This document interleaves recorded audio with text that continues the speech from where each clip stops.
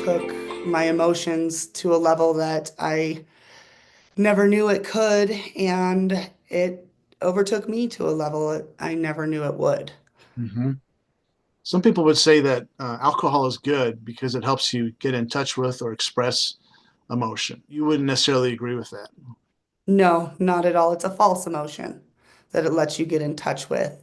And hmm it doesn't, it also brings on more of a stronger emotion than technically what should be felt. hmm It's like it's putting lighter fluid on a fire, and suddenly it's bigger than it should be.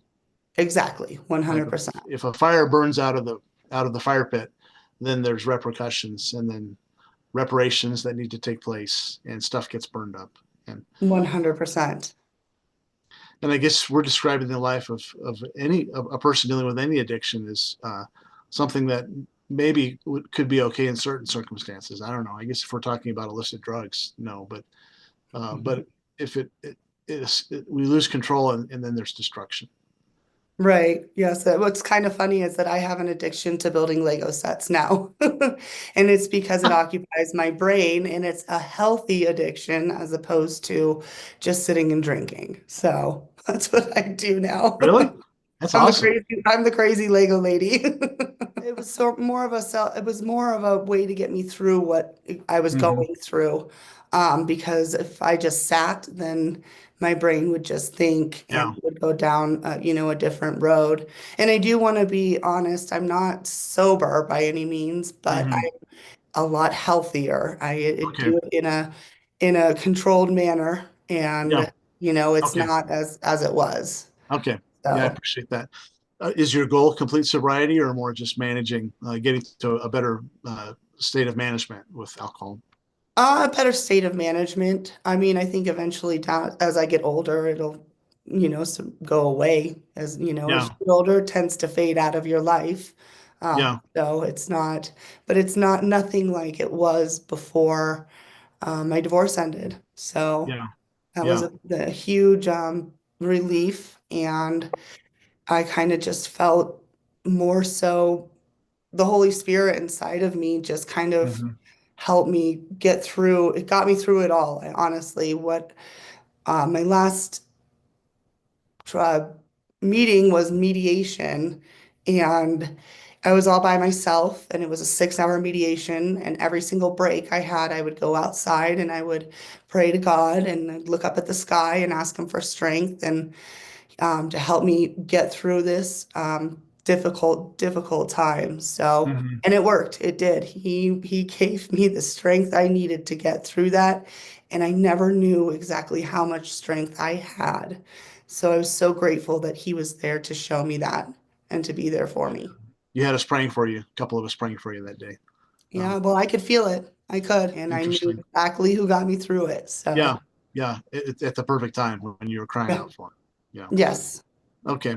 So let's talk about somehow or another you ended up with three of us doing like a prayer session. Yes. And so if the topic that we have is deliverance connected to addiction or emotions, and we've kind of already talked about both with you, how did you end up in that room getting prayer, getting deliverance prayer? What led up to that? Um, I well, first and foremost, I could see the attachments on me. I started seeing them. Before the prayer? Yeah, well, so I could see there were dark shadows. It just progressively got worse. I had a severe back pain. I always thought it was from an injury that I had. I didn't realize what it really was from. And then I kept spiraling down and things just kept getting darker and darker. And hmm eventually, I started seeing shadows, at nighttime. And I just knew something inside of me said, it's time. You've got to have a deliverance. You need to sit down and you hmm need these attachments to be taken off of you. Okay, so this was like, are we talking about years of noticing these things, or more specifically during the intensity of the divorce and all that? Yeah, more specifically in the intensity of the Okay, divorce. Yes. Yep. so you're going through that.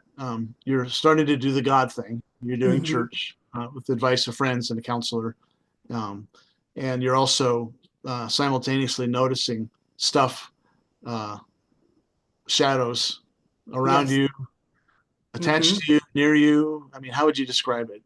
Could you Yeah, see it? You said you could see I it like could in a see mirror, them. or They were more on the wall.